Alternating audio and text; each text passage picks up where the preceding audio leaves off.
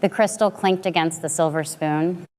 Marcus stood at the head of the long banquet table, adjusting his tailored suit, soaking in the attention of 50 affluent guests gathered at the Charlotte Country Club. It was supposed to be a toast for Vanessa and Derek's anniversary. Instead, Marcus raised his glass, locked eyes with me, and smirked. He pointed his drink right at my face. He told the entire room to raise a glass to the family's glorified receptionist, the one who just answers phones all day while the real adults do the heavy lifting.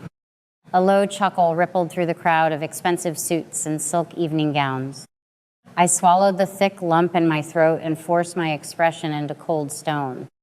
I dug my fingernails into my palms under the tablecloth. Then, from the other end of the room, Derek shoved his chair back. He slammed his whiskey glass down onto the mahogany wood so hard the heavy table shuddered. I coordinate life and death for a living. I am a 911 emergency dispatch coordinator for the city of Charlotte. My reality is a cavernous room filled with glowing monitors, the relentless blare of alarms, and the heavy weight of a headset pressing against my ear for 14 hours a day. I navigate active shooters, multi-vehicle pileups, and desperate parents screaming over unresponsive children. I direct police, fire, and medical units across a sprawling urban grid, making split-second decisions that determine who goes home and who goes to the morgue. My job requires ice in my veins and absolute precision. But to my family, I am just the girl who wears a headset. My parents, Arthur and Gloria, worship at the altar of visible status. They value uniforms, country club memberships, and titles you can boast about at a neighborhood barbecue. Marcus is their golden child. He is a local beat cop who struts around with his badge like he is an elite tactical operator, bullying waitstaff and demanding free coffee at local diners. Vanessa is their princess, a high-end real estate agent who curates her life for social media and surrounds herself with people who wear designer labels to the grocery store. Next to them, my quiet, behind-the-scenes career is an embarrassment. They actively minimize me. They call me a customer service rep. They joke about my cubicle. It took me years to understand the psychology behind their cruelty. They did not misunderstand my career. They deliberately degraded it because they needed me to be small. Toxic people will happily drain your resources, but they will never acknowledge your strength, because admitting your strength means admitting their own incompetence. They had to keep me in the role of the lowly, directionless sister. If they admitted I was the backbone of the city's emergency response, they would have to admit I was the backbone of our family. And that was a truth their fragile egos could never survive. The financial bleeding started 3 years ago. The mail kept piling up on my parents' kitchen counter, thick envelopes with angry red lettering. Arthur had mismanaged his business taxes for a decade, and the government finally came calling. The IRS placed a lien on their house. They were weeks away from foreclosure, weeks away from the ultimate social humiliation of losing their manicured suburban lawn. My mother called me in hysterics, her voice cracking, begging for a miracle because Marcus had just bought a new truck and Vanessa was saving for a luxury vacation in Europe. I did not lecture them. I pulled up my banking app, stared at my hard-earned savings, and transferred $15,000 directly to the Treasury. I cleared the debt. I saved the house. My father patted my shoulder, muttered a brief word of relief, and by the next Sunday dinner, they were back to mocking my paycheck. 6 months later, Marcus called me at 2 a.m. He had been drinking He had been driving recklessly. He clipped a parked car and fled the scene, but a neighborhood camera caught his license plate. If the precinct found out, he would lose his badge, his pension, and his entire identity. He sobbed into the phone, begging me to fix it. I found a defense attorney who specialized in quiet settlements. I wired $5,000 to cover the retainer and the damages, keeping the incident completely off his official record. I bought his career back. He never said thank you. The very next week, he showed up to a family barbecue in his uniform, chest puffed out, and told my uncle that some people serve their community while others just sit in air-conditioned rooms taking messages. I funded my own disrespect. I swallowed my pride because society brainwashes us into believing that blood demands infinite loyalty. I convinced myself that paying their debts and cleaning up their disasters was an act of love. I thought my silent sacrifices would eventually earn their respect. But silence is not a shield, it is an invitation. By refusing to enforce my boundaries, I taught them that my dignity had no price tag. I taught them they could use my bank account as a slush fund and use my career as a punchline, and I would never push back. I became the invisible bankroll for a fiction they paraded around as reality. The invitation to the anniversary dinner was an afterthought. Vanessa sent me a text message 2 days before the event. She told me someone had canceled at the last minute. So a seat had opened up. The text explicitly instructed me to wear something appropriate, sit near the back, and try not to embarrass them in front of Derek's prominent colleagues. I stared at the glowing screen of my phone. A younger, more fragile version of me would have declined, nursing a bruised heart in the quiet of my apartment. But the woman who had spent years dissecting human panic on emergency calls decided to go. I wanted to see it. I wanted to sit in the back of that opulent room and watch the illusion operate at full capacity. I wanted to look my invisible chains right in the eye. I arrived exactly on time. The country club smelled of roasted lamb and expensive floral arrangements. Arthur and Gloria were busy parading Marcus around, introducing him to local politicians and wealthy developers. When I approached the table, my mother gave me a tight, unsmiling nod and immediately turned her back. Marcus leaned against the bar, swirled his expensive bourbon, and snapped his fingers in my direction. He told me to make myself useful and go fetch him another drink, reminding me I was lucky they let me hang out with the real adults for the evening. The sheer, breathtaking entitlement washed over me. There was no anger left in my chest. There was only the cold, hard clarity of a surgeon examining a necrotic limb before the amputation. Then came the toast, the clinking glass, the receptionist joke, the laughter. Derek slammed his glass down. The heavy thud cut through the laughter like a gunshot. The room instantly fell into a breathless hush. Derek bypassed Marcus entirely. His dress shoes clicked against the polished hardwood floor as he marched across the room and stopped directly in front of my chair. He squared his shoulders, stood at strict military attention, and turned his commanding gaze to the crowd. His voice boomed, echoing off the high-vaulted ceilings. He told the room exactly who I was. He detailed the horrific multi-casualty pileup on the interstate last month, a chaotic inferno involving a tanker truck and a dozen trapped commuters. He described how the local command structure collapsed under the panic. He explained that it was my voice on the radio, my rapid-fire coordination, and my flawless tactical mapping that pulled his engine crew out of a lethal blind alley right before the tanker detonated. He pointed a steady finger at Marcus. He declared that I was the absolute backbone of the city's emergency grid, possessing more courage and tactical brilliance in my little finger than Marcus possessed in his entire career.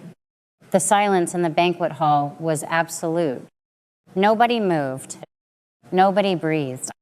I did not look at the glittering chandeliers or the fine china. I looked directly at my parents. Arthur's face drained of all color, turning a sickly, ashen gray. Gloria's mouth hung open, her eyes darting frantically around the room as the wealthy socialites she so desperately wanted to impress stared at her in shock. Marcus stood frozen, his arrogant smirk entirely wiped from his face, replaced by the hollow panic of a man whose entire identity had just been incinerated in public. I stood up. I reached into my designer clutch and pulled out the folded, itemized bank statements I had printed that morning. I did not yell. I did not shed a single tear. I dropped the papers right into the center of the table. The $15,000 tax lien, the $5,000 legal fee, every single dollar I had bled to keep their fake lives afloat. I pulled out my phone and opened my banking application. I held the screen up so Arthur and Gloria could see it clearly. I navigated to the joint credit account I had foolishly kept open for their emergencies. I tapped my finger against the red button. The screen flashed, access revoked. I looked my mother dead in the eyes and announced that the receptionist was officially closing the bank. I turned my back on them and walked out of the room. I did not wait for an apology. As I reached the heavy oak doors, I heard Derek's voice cut through the silence one last time. He told Marcus he was a disgrace to the uniform and permanently banned him from stepping foot on his property ever again. The heavy doors swung shut behind me, and the cool night air hit my face. My lungs expanded. My spine straightened. I walked to my car, started the engine, and drove away from the wreckage of my family tree. But toxic people do not surrender gracefully. They lash out when their host cuts off the supply. Marcus was humiliated, stripped of his golden child status, and exiled by the brother-in-law he worshipped. His fragile ego demanded vengeance, and he reached for the only weapon he understood, his badge. 3 nights later, at 2 a.m, the walls of my apartment flashed with harsh, strobing red and blue lights. I walked to the window. 3 police cruisers were angled aggressively on the street below. Marcus had used a restricted tactical police radio channel to call in a fake tip. He reported an officer in distress and shots fired directly outside my specific building. It is a cowardly tactic known as swatting. He wanted to trigger a terrifying, chaotic police raid to intimidate me, to show me he still had the power to destroy my peace. He assumed the tactical channel was off the book. He assumed his cop buddies would cover for him. He assumed I was just a civilian who would cower behind a locked door. He forgot exactly who he was dealing with. He forgot I control the grid. I did not panic. I did not run downstairs. I sat at my kitchen table, opened my laptop, and bypassed the local precinct's corrupt blue wall entirely. I downloaded the high-definition footage from my Ring doorbell camera, proving the hallway and the street were dead silent before the cruisers arrived. Then, using my top-level administrative clearance, I accessed the central dispatch servers. Every single tactical radio transmission in the city is automatically recorded, encrypted, and permanently archived. I pulled the audio file.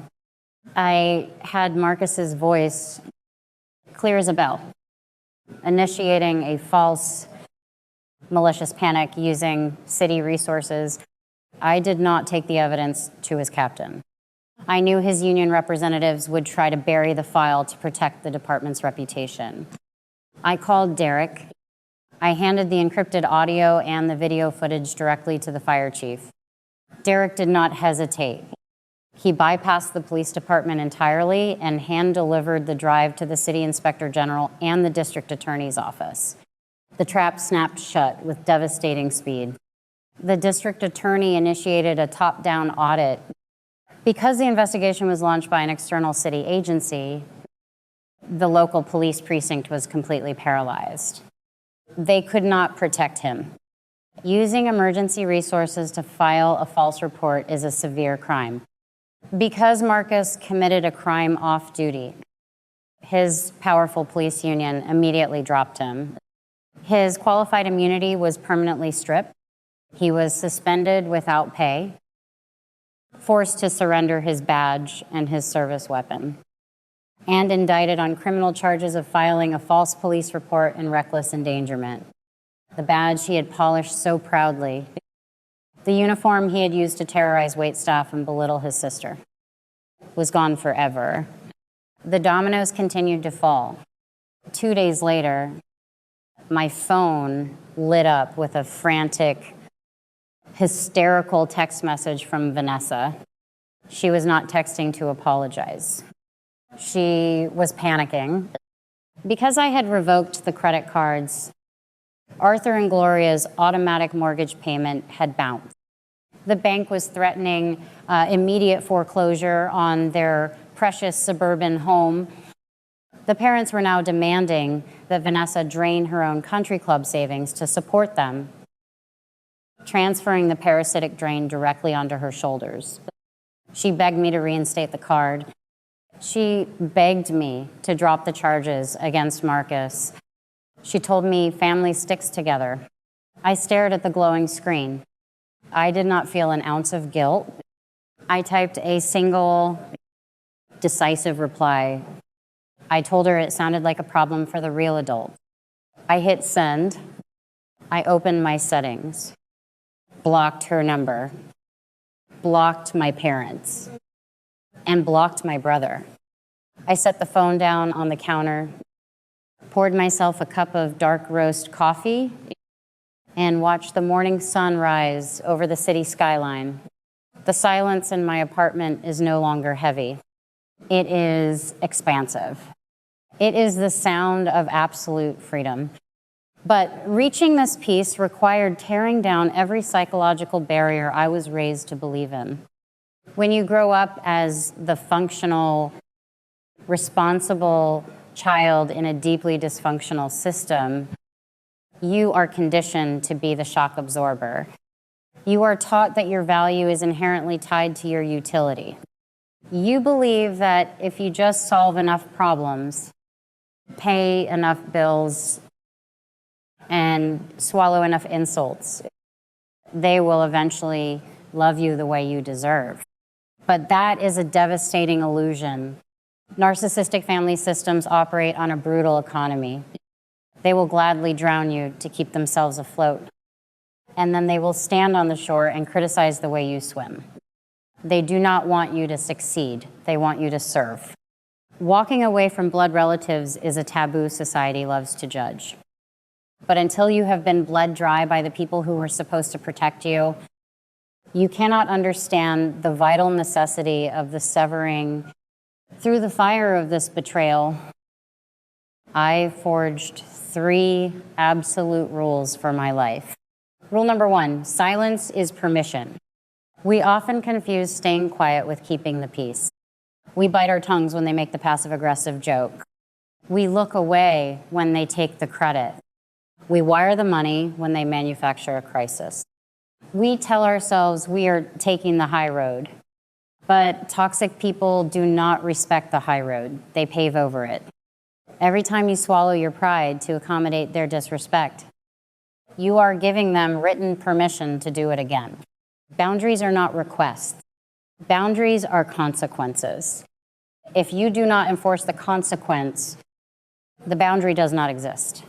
Rule number 2, the bank of guilt is bankrupt.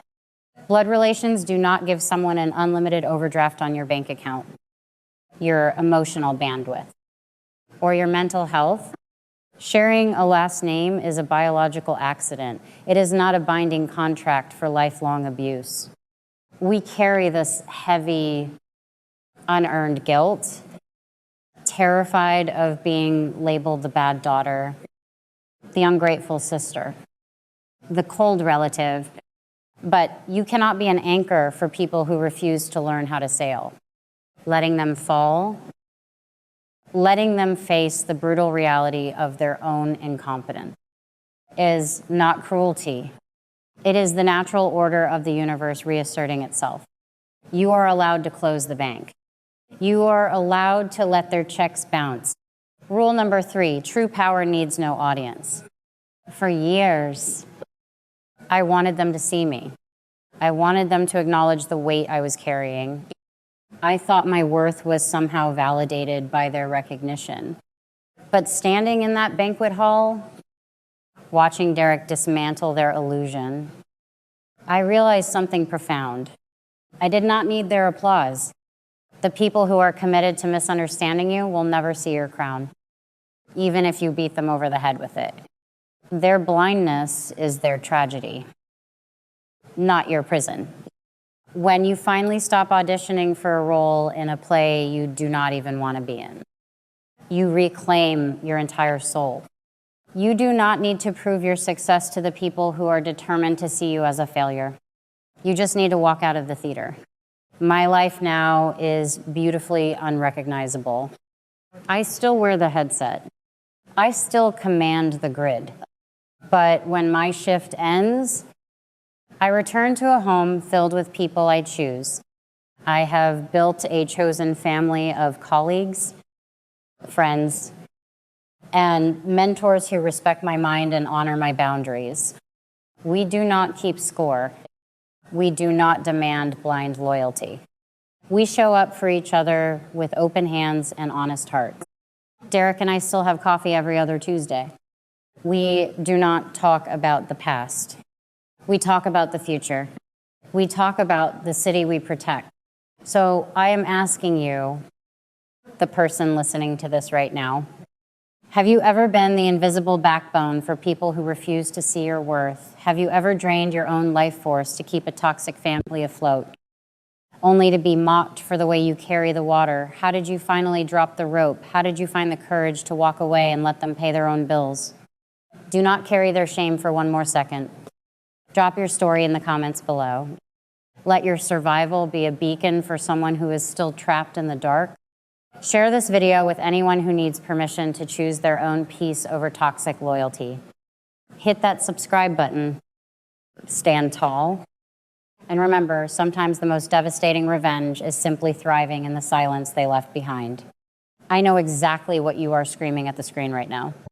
You are yelling, why on earth did she pay that $15,000 tax lien? Why did she drop another $5,000 on a lawyer for a brother who openly mocked her? Why did she let them use her as an ATM for years before finally snapping? It is incredibly easy to judge from the outside.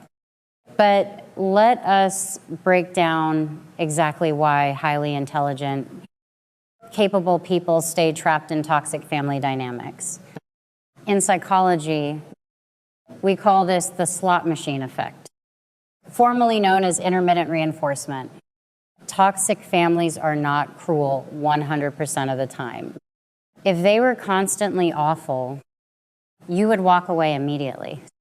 Instead, they give you just enough crumbs of validation, a quick pat on the shoulder, a rare sigh of relief to keep you hooked. You keep pulling the lever, putting your hard-earned money and emotional energy into the machine, convincing yourself, if I just solve this one last crisis, if I just pay off this one last debt, I will finally hit the jackpot and earn their respect. Brooke was not stupid. She was systematically conditioned to believe her only value was her utility. But when the illusion shattered, Brooke's retaliation was a masterclass in financial and legal self-defense. Let us look at the street-smart strategy she used, because this is exactly how you protect yourself. First, Look at her financial cutoff. We can call this the master switch strategy. Notice what Brooke did not do. She did not co-sign a loan. And she did not put her name on a joint bank account where her parents had equal ownership. She made them authorized users on her own credit line. This is brilliant. When you are dealing with untrustworthy people, never give up equity or control, because she held the master key.